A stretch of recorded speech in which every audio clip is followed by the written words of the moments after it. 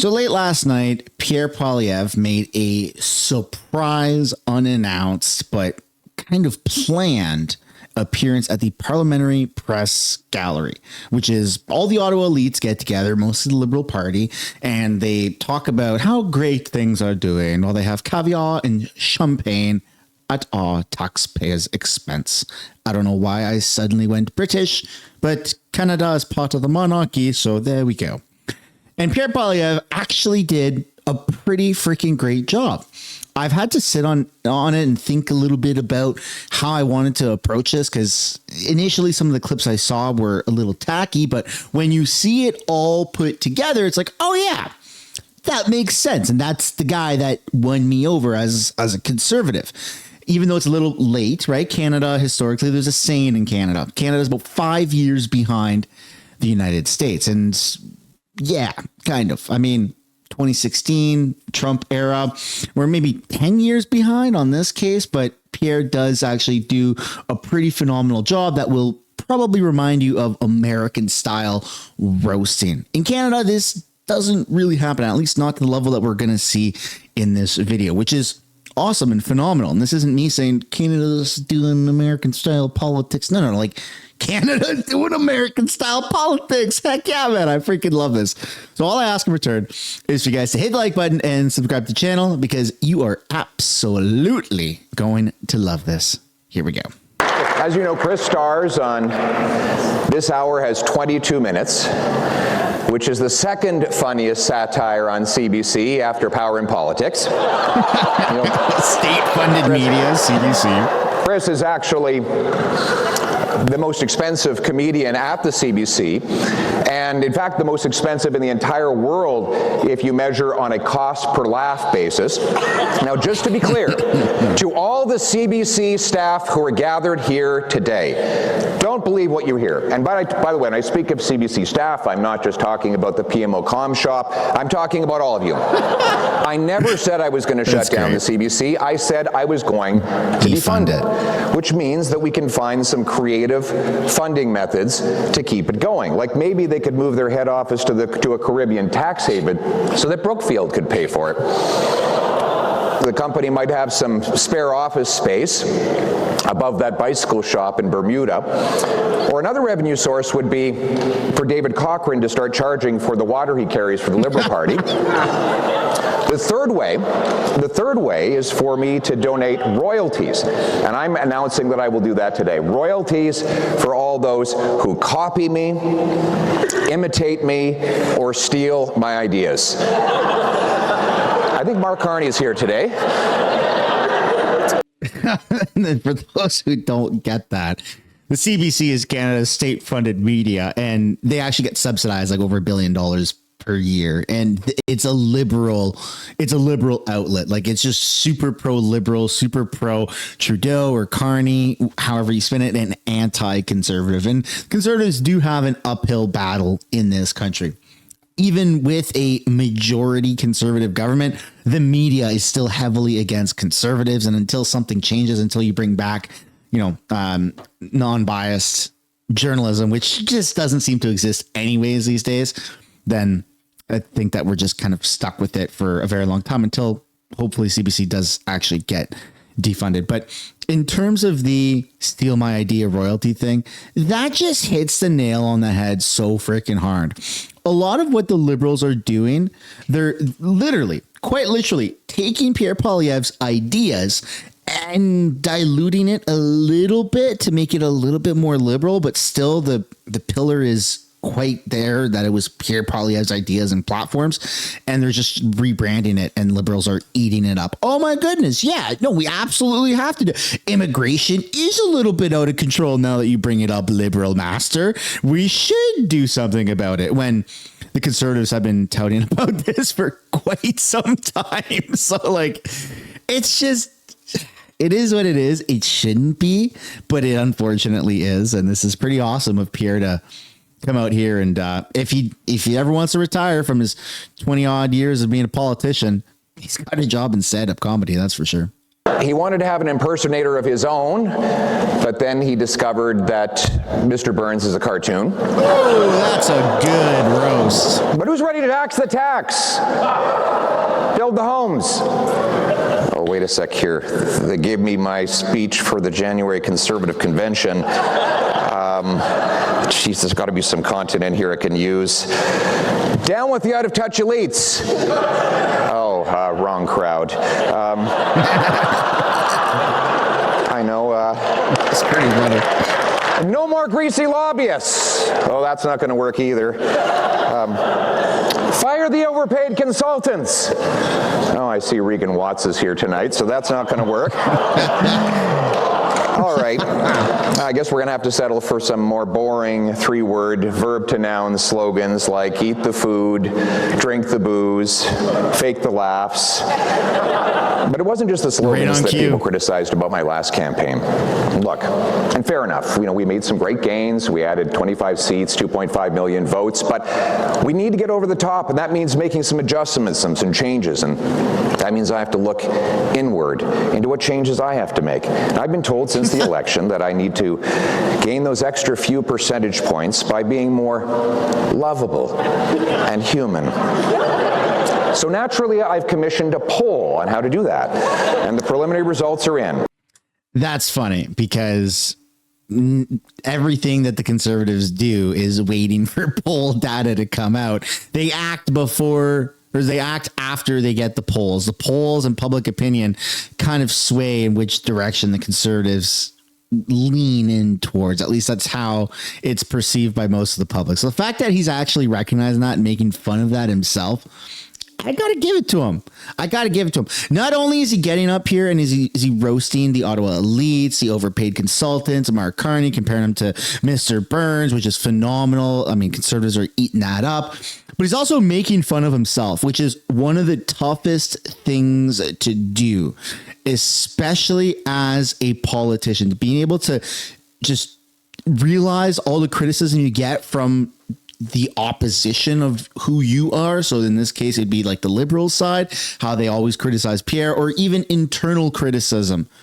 And he's leaning right into it. So he's getting everybody to laugh, which quite literally is the best style of comedy. When you can make fun of yourself so that everybody else laughs and you become the butt end of the joke. That's pretty good. And he's doing a great job with this. Option A, I can get a dog. Or option B, and I'm quoting the pollster here, I can find more meaningful ways to connect with people on a personal level and make emotional connections with Canadians. So I immediately called the pollster and said, what kind of dog? Probably a golden retriever or something.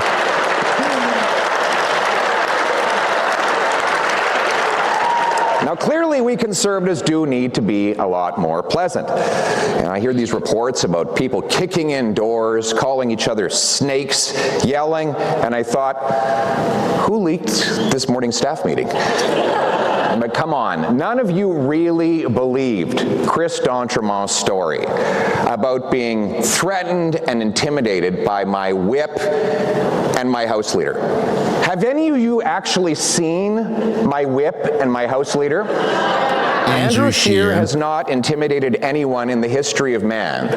And Chris Workington, well, he is so skinny, he's like the poster child for long-term Ozempic abuse. So probably what happened is Chris d'Entremont, that's the Conservative MP, who used to be Mr. Speaker, who recently crossed the floor to the Liberals. He was probably in his room or in his office or something like that. And Andrew Scheer and this other Chris guy were probably talking to him going, hey man, what the hell are you doing? Like, seriously, you're crossing over the Liberals? Like, are you fucking kidding me? Like, you're really doing that? Really? After everything we've fought for, after everything we've done, you're just going to jump ship like that? What the hell's the matter with you? It was probably something to that exact tone, right? Because, like, yeah, it's a pretty fucking crazy thing to do to just jump ship to the other team like that. And it has happened many other times before. And it's not just the Conservatives that have jumped to Liberals. Liberals have also jumped to the Conservatives in the past. So it's not like this is something new, but it is a bit of a pivotal moment. And to be confronted about it in the manner that I just kind of LARP, that I just recreated and acted out, I don't think that if it was exactly how I just said it or something similar, that's not intimidation. That's a conversation. That's saying, hey, man, I'm going to try to hold you accountable here and say, what the hell are you doing? Are you serious? Like, you're seriously going to fucking leave us after everything we've done? That's not intimidation if it was done to this similar tone. So again, he could have just went to the media and said, look, they intimidated me and blah, blah, blah. They're big and mean. And everything just gets so taken out of context. And it's the victimization era right now, right? It's the whole like, oh, he asked me a question and I wasn't ready for it. I'm the victim. So that's probably close to what happened. But the whole thing has us all thinking about caucus management. I think that Stephen Guilbeault would actually agree that this is very important. I hear that the NDP actually rejected having Guilbeault join their caucus. What an ego blow. Come on, Don. Is Don Davies here tonight? Don, come on, man. Beggars can't be choosers. And surely Stephen Guilbeault's brand of crazy would fit in right between the delegation of furries and the Queers for Palestine. I see that Elizabeth... That's so fucking funny. Because the NDP loves the Queers for Palestine. But of course, anybody with common sense knows that if you're queer in Palestine, you're fucking toast. So it's just like hypocritical, right? It's so freaking weird. It's like blacks for KKK or something. Like, it's literally contradicting. It doesn't make any sense. But yeah, sure, the NDP takes aboard the mentally ill for their supporters, of course, right? I see that Elizabeth May's here, and that's great, but I have to say I get a little nervous around Elizabeth because she's a hugger, and of course, I'm allergic to feelings. So we'll go back to the NDP. The NDP does have a table tonight. Not a full table. They don't have official table status. But we can't forget about the NDP. That's because of this last election. Jagmeet Singh, the radical turban with the punchable face, I suppose. That's not me saying it. I read that somewhere. So I'm just quoting something. He tanked the party so bad in the last election that they actually lost their official party status. That's a good freaking dig by Pierre. I like that. The way Canadians did in the last election. And isn't it great to have the Prime Minister here tonight? Right here in Canada, of all places. He's been dodging me in question period, but Prime Minister, I don't take it personally, so let's put those differences aside, and let's give him a big Grey Cup welcome tonight, everybody.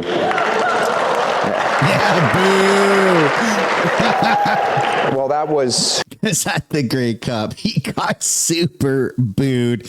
And they tried to spin it and say that the crowd was chanting blue as part of a tradition during the national anthem. I'll tell you what, no country in the world has a tradition where they interrupt the own country's national anthem. Nobody. Canada is not exempt from that. The national anthem plays, and the tradition for every country is to let the national anthem play out. Nobody screams blue during the national anthem. Sorry. A little bit more kind and gentle than in Winnipeg, where he got more booze than Elizabeth Bay's liquor cabinet. An economist, Mr. May is, Mr. Carney, of course, is an economist, and economists deal with incentives. And I understand he promised that the media outlet that gave him the biggest applause would get the biggest bailout tonight. But he is right about one thing. Canada does face an existential crisis and threats against our sovereignty from a foreign leader. Let's take a look at what we're dealing with here. We're dealing with a very tough guy who's staring us down and facing us with a number of very big threats. So all of us have to come together and get on message. But the trouble, Prime Minister, is I'm having a difficulty finding out what the latest slogan is. And you know how much I love slogans. And we're all wondering how you went from elbows up to who cares? And we're told that the answer is that the big change happened when the president threatened you that if you didn't back down, then he would grab you by the pipeline. It certainly has been a busy time for the Prime Minister in international travel, checking on his investments, trade negotiations. If he's not been fighting for mom and pop shops like Brookfield, trying to get into Gulf states, we haven't seen such an altruistic champion of Canada's economy abroad since the Chinese lent us Dominic Barton. But the Prime Minister can't do this work all on his own. Dominic LeBlanc can't do it all for him either. I think Dominic now has more portfolios than any minister in Canadian history. I think he's just added heritage to it.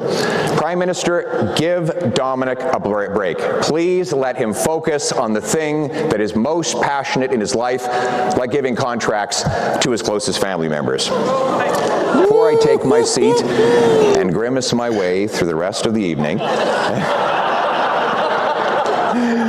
let me say I can't wait to be Prime Minister so that I never have to come back to this God-forsaken event. As you know, I've banned all of my MPs from coming to this event. So as soon as I find out that I was here, I will be kicking myself out of caucus. But in the meantime, on behalf of Doug Ford, let me propose a toast to the Parliamentary Press Gallery. Without you, anonymous sources would have to get a real job. So, everybody, please raise a glass to the Parliamentary Press Gallery. How's that for a change in tone? Thank you very much, everybody. Holy crap. That was good. That was good. There were some moments there where towards the end seemed like he was going to fumble going after the whole Trump thing. I mean, it is what it is. Canadian politicians got to do what Canadian politicians got to do.